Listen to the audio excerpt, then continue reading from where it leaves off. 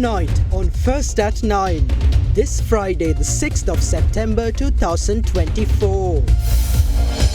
On one stage, presidential candidates Sajith Premadasa, Namal Rajapaksa, Dilith Jayavira and P. Aryanethan to face off in a televised debate tomorrow. Handle with care. Sri Lanka addressed sovereign debt issue with courage and discipline, says Professor Lee Bushade. Warns that debt restructuring will not completely solve the sovereign debt issue. Significant increase. Sri Lanka's official reserve assets increased by 5.3% to $5.9 billion in August 2024. Record-breaking. Sri Lanka Customs achieves a $1 trillion revenue during the first 8 months of 2024. ඔබේ විශ්වාසය දෙනු සෙන්සුරයින් දැන් ළඟමැති ෆාමසියෙන් ලබාගත හැක. This is Derana First at 9. Live from Studio 24 in Colombo.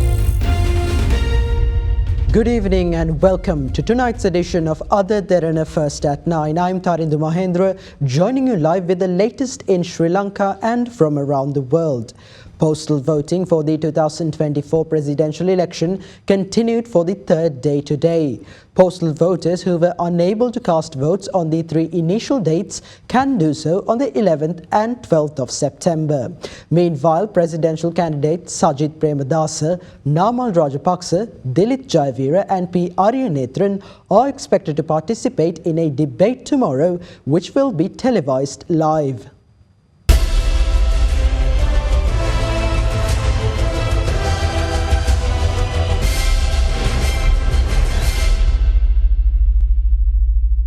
Postal voting for the 2024 presidential election continued for the third day today. A total of 712,319 government employees are eligible to cast postal votes in this year's election. Today and yesterday were reserved for members of armed forces and employees of other government institutions, including teachers, to mark their postal ballots. Marking of ballots commenced at 9 a.m. and was concluded at 4 p.m. Postal voters who were unable to cast votes on the 3 initial days can do so on the 11th and 12th of September at the district election office of the district in which their workplace is located.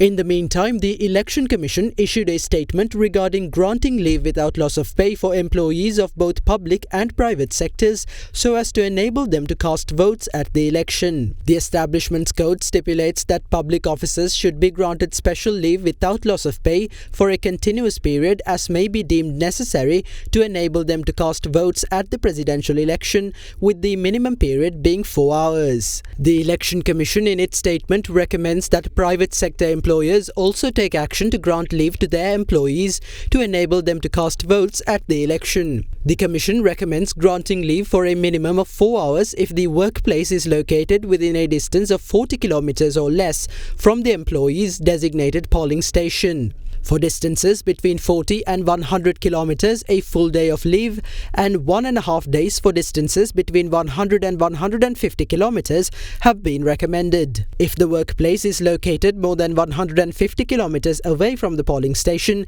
a minimum of 2 days of leave must be granted.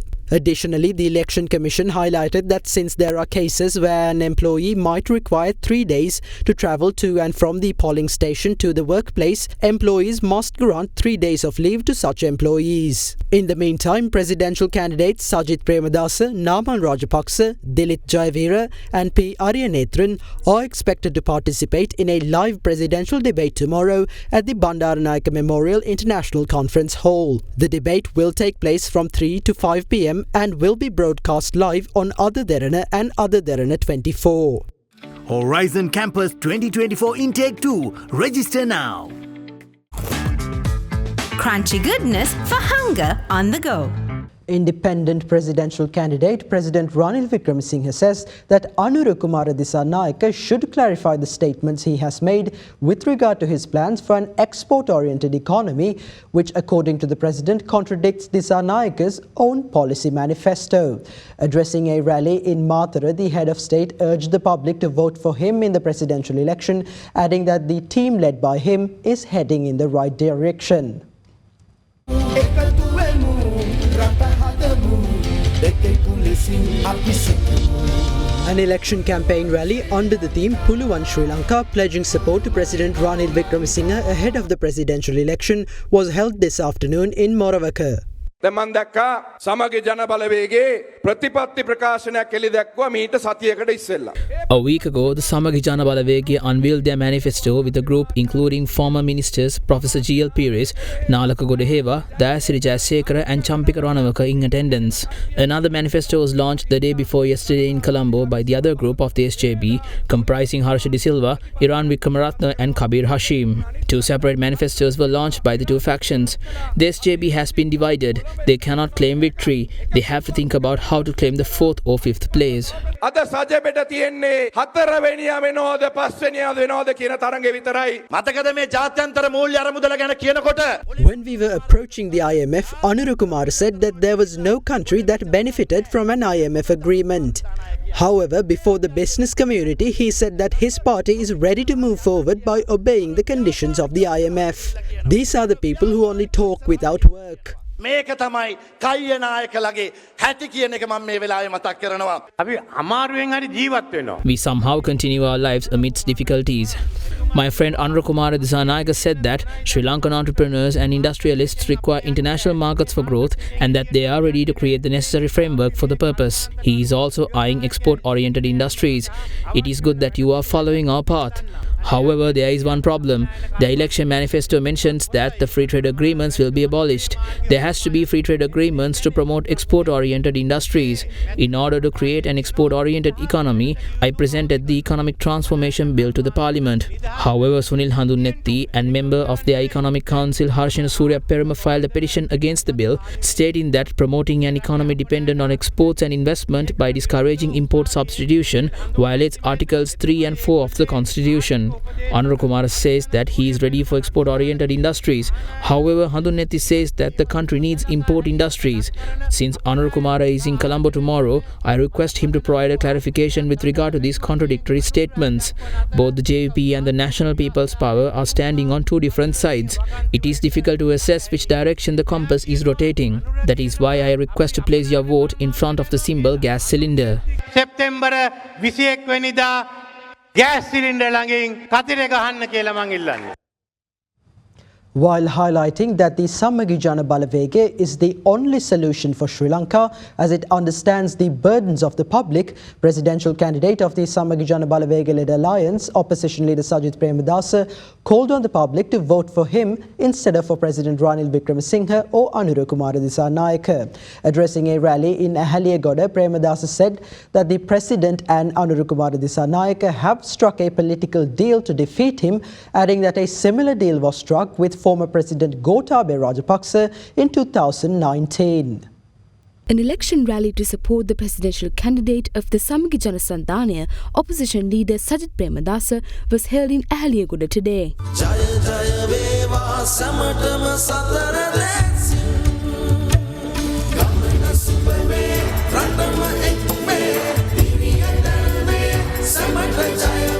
ඒ කාලේ අපේ එකම බලාපොරොත්තු වුණේ සජිත් ප්‍රේමදාස මැතිතුමාව එක්සත් ජාතික පක්ෂ නායකයා කරන්න. Back in the day, we wanted Sajith Premadasa to be the leader of the United National Party. However, by contributing to do that, I had to leave the party. 7 disciplinary inquiries were held against me. I have joined with him now, not to make him the leader of a political party, but the president of the country. ලංකාවට ආපුවාම ඒත් එන්නේ 3,96,000යි. 50,000ක් එන්නේ නැහැ සහෝදරවරුනේ. රනිල් වික්‍රමසිංහ ඉතිහාසයේ පුරාවටම පිදැක්ක දෙයක් තමයි අතරමං කිරීම සහ පාවා දීම. 2019 මාව පරදවන්නට. Throughout the history, we have witnessed how President Ranil Wickremesinghe is good at misleading and betrayal. In 2019, he struck a deal with former President Gotabaya Rajapaksa to defeat me. So it is clear that President Ranil Wickremesinghe and NPP leader Anura Dissanayake have struck a political deal. They have got together and formed an imperial alliance to defeat Sajith Premadasa. They could have discussed to elect one person as president and the other as prime minister. That is their political alliance. To this day, they were just acting. Because of these deals, Anura Dissanayake had the opportunity to talk in state media before the postal ballots. For those who are planning to vote for President Ranil Wickremesinghe, I request you not to waste your vote on him. Give your vote to Samagi Jana Balawege and the Samagi Jana Sandhane to make that change. We will take on the responsibilities of the United National Party. The only solution for the country is the Samagi Jana Balawege that understands the burdens of the public. Meanwhile, presidential candidate of the National People's Power, Anura Dissanayake, highlighted the importance of providing debt relief to Sri Lanka's farmers. Addressing a gathering in Jaffna, the NPP presidential candidate went on to say that the NPP plans on establishing a development bank aimed at providing loan facilities to farmers at a low interest rate if elected to office. A rally in support of the presidential candidate of the National People's Power, Anura Dissanayake, was held in Gayan Binduruwa, Anuradhapura yesterday.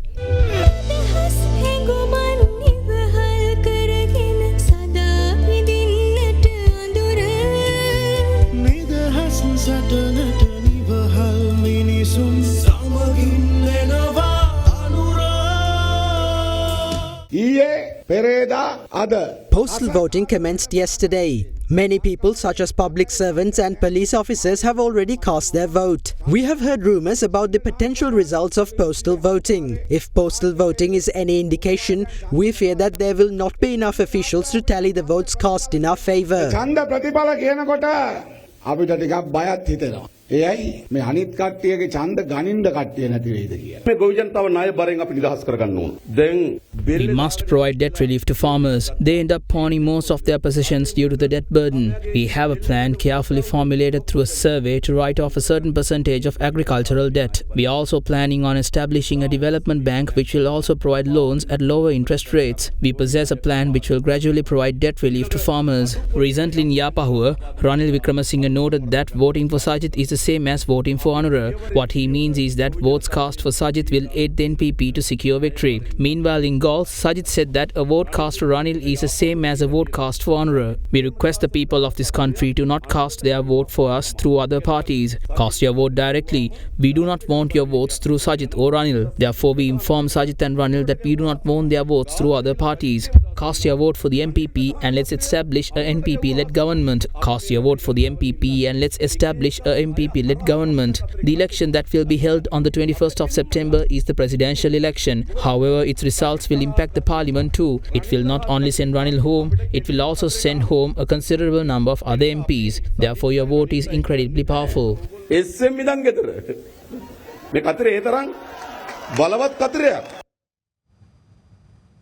Presidential candidate of the Sri Lanka Podujana Peramuna, Namal Rajapaksa, claims that only the SLPP is capable of modernising and strengthening Sri Lanka's government sector. Addressing a gathering in Valapane, Rajapaksa invited all SLP members who left the party due to past grievances to rejoin, claiming that they are ready to correct past mistakes. The Sri Lanka Podujana Peramuna's Valapane electorate meeting pledging support to the party's presidential candidate Namal Rajapaksa was held today. If someone accused our party of being filled with corrupt politicians, those individuals have left the party. The conspiracy is being revealed. There are efforts to remove the Rajapaksas from politics. No one should even consider voting for the JVP even as a last resort. They killed one of our parliamentarians and burned our homes. I believe that they are now directing similar threats towards me and the family of MP Veerasinghe.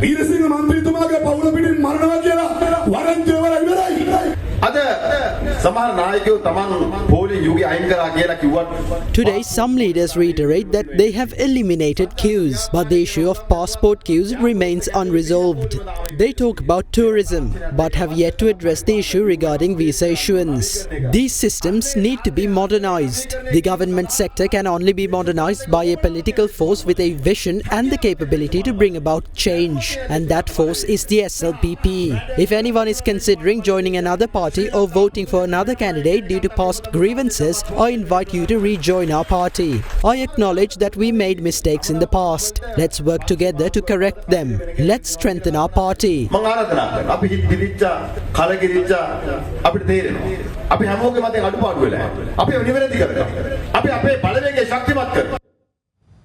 Presidential candidate of the Sarvajana Balaya, Dilith Jayavira, says the change expected by the people of Sri Lanka is included in his strategic plan, adding that none of the other election manifestos include what Sri Lanka needs at the moment.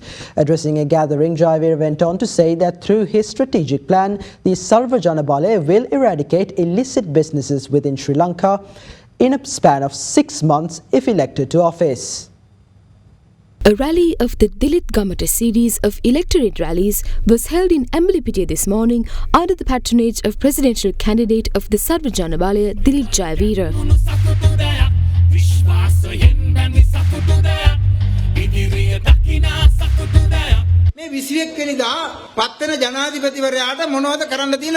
What are the duties that the President who will be elected on the 21st has to fulfill? The first would be to present a strong policy framework to revive Sri Lanka's collapsed economy. The only presidential candidate that has presented such a plan is Dilith Jayavira, and that plan is the Sarvajana Balaya's National Strategic Plan.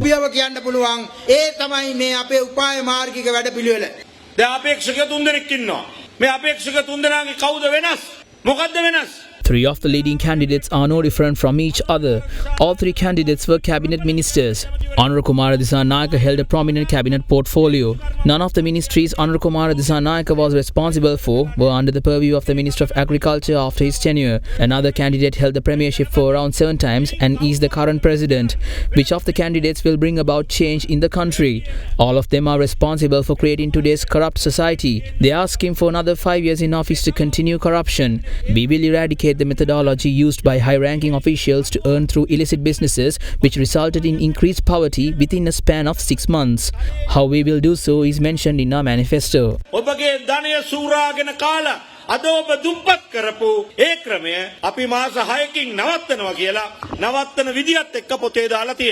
Thereafter, another edition of the Sarvajana Balaya series of electorate rallies was held in Balangura this evening.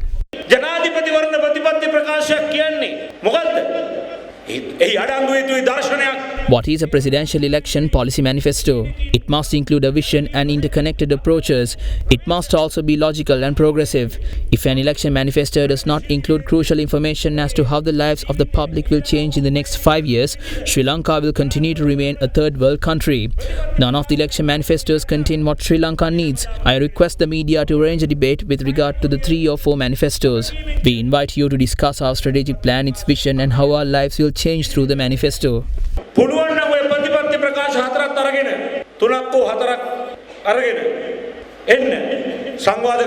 Star dishwasher Dali Tel Indul Pahasuwen Sede. Star dishwasher magic tub එක.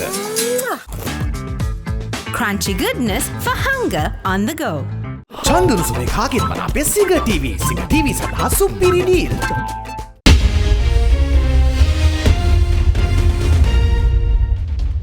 Welcome back. Honorary Professor at the University of Edinburgh, Lee C. Bushate, is of the view that Sri Lanka addressed the sovereign debt issue with courage and discipline during the past 2.5 years. Delivering the 74th anniversary oration of the Central Bank of Sri Lanka, Professor Lee warned that debt restructuring alone will not completely resolve the sovereign debt issue. The 74th anniversary oration of the Central Bank of Sri Lanka was held last evening at the bank's auditorium in Colombo. The oration themed Sovereign Debt, the Myth of the Golden Age was delivered by Honorary Professor at the University of Edinburgh, Lee C. Bushate. The practice of an incumbent generations incurring enormous profligate debts and bequeathing those liabilities to its posterity is a kind of intergenerational sin. When one generation incurs sovereign debts that it cannot or will not repay, and those debts cascade down to subsequent generations, the inheritors of the debts will have no legal basis on which to decline that obnoxious legacy. If refinancing the debts, the most benign option we give to our posterity, is not possible, then they must look at other options. The first one is, yes, theoretically, they could tax themselves to pay the debts they inherit from us. but it is fatuous to believe that they will do so. Most countries run budget deficits, meaning their taxation is not even covering their current liabilities, much less those that they have inherited from successor generations. No one in this room needs to be reminded of just how deeply unpleasant a major sovereign debt crisis can be. Sovereign debt crises, friends, do not occur in isolation. They're almost always accompanied by a banking crisis, by a trade crisis, by a currency crisis, by a social crisis, often by a political crisis. Even when a sovereign debt problem is addressed with courage and discipline, as Sri Lanka has shown courage and discipline over the last 2.5 years, even then, it is a deeply unpleasant experience with long-lasting effects. Finally, a word of warning. Do not assume that a sovereign debt restructuring is going to solve the problem of massive sovereign debts that have to be passed on to subsequent generation. Modern sovereign debt restructuring, such as the one you folks have just gone through, are characterized by a deep aversion by the creditors to what is called principal haircuts, that is, an outright cancellation of a portion of the debt. Creditors, particularly bilateral government creditors these days, will not tolerate principal haircuts. They insist on stretching out the debts without reducing them. But if you think about it, what that means is that the intergenerational sin of passing on debts to subsequent generation becomes an absolute necessity. It is commanded by the form of debt restructuring that characterizes the modern era.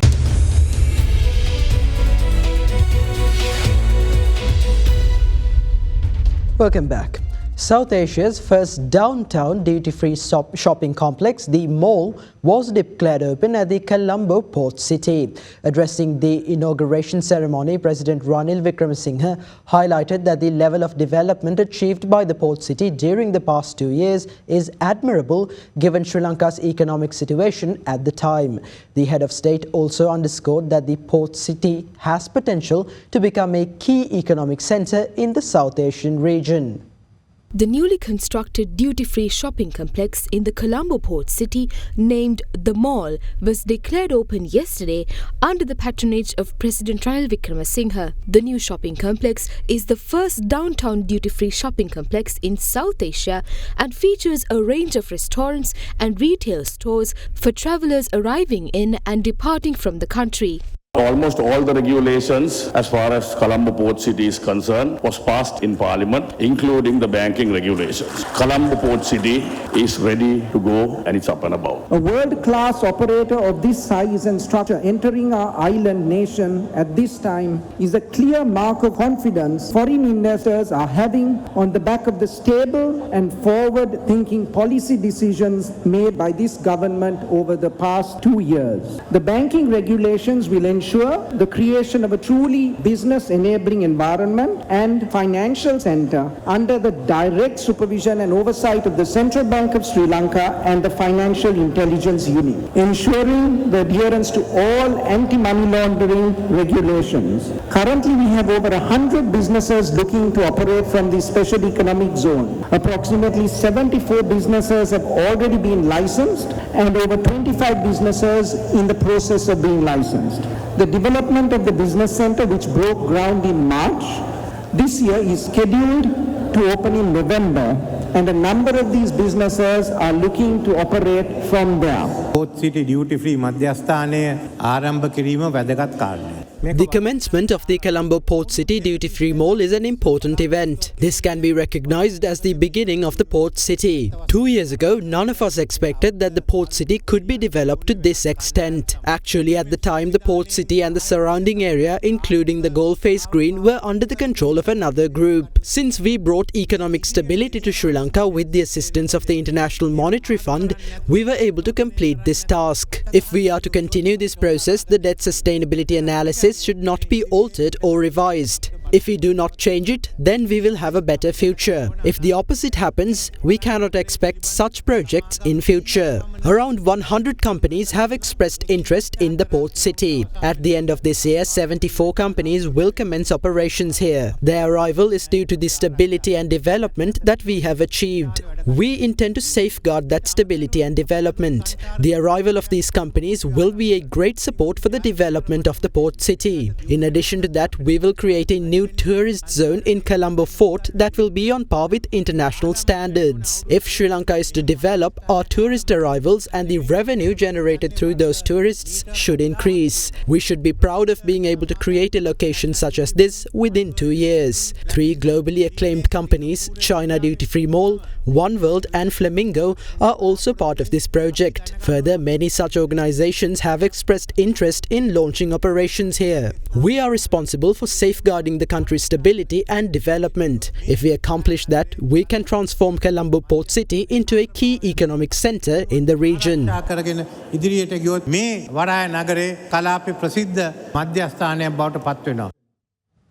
The Central Bank of Sri Lanka has recorded an increase of 5.3% in Sri Lanka's official reserve foreign exchange assets from July 2024 to August 2024.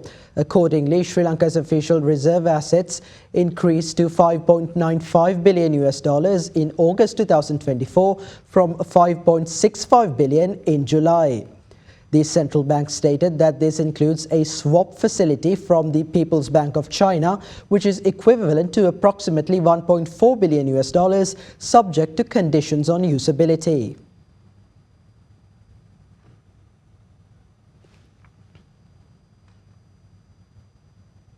For the first time in history, Sri Lanka Customs has achieved a record revenue of 1 billion rupees during the first 8 months of this year. The International Monetary Fund has set a revenue target of 1.534 billion rupees for 2024, with the 1,000 billion rupee target already met within the first 8 months. Director General of Customs Sarath Noni stated that he is confident that the annual target can be achieved within the next 4 months of the year. Nonis noted that the previous highest revenue was recorded in 2023 was 975 billion rupees. He also pointed out that typically 25 to 30% of total customs revenue comes from car imports, but this figure has dropped below 6% due to restrictions on car imports in both years.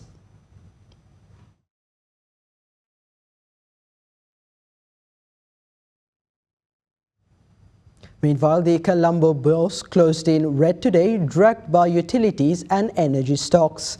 The benchmark all-share index fell by 0.23% and closed at 10,775.87 points. The index logged its third straight weekly fall, declining 0.8%.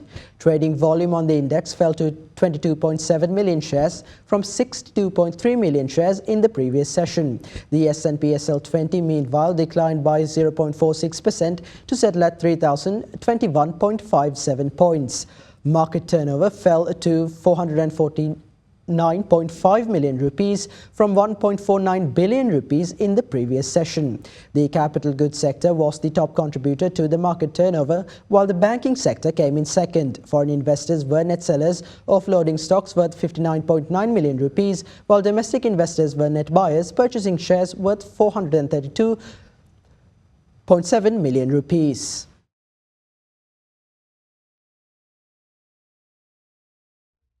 And that's all the news for today. Thank you for joining and have a good night.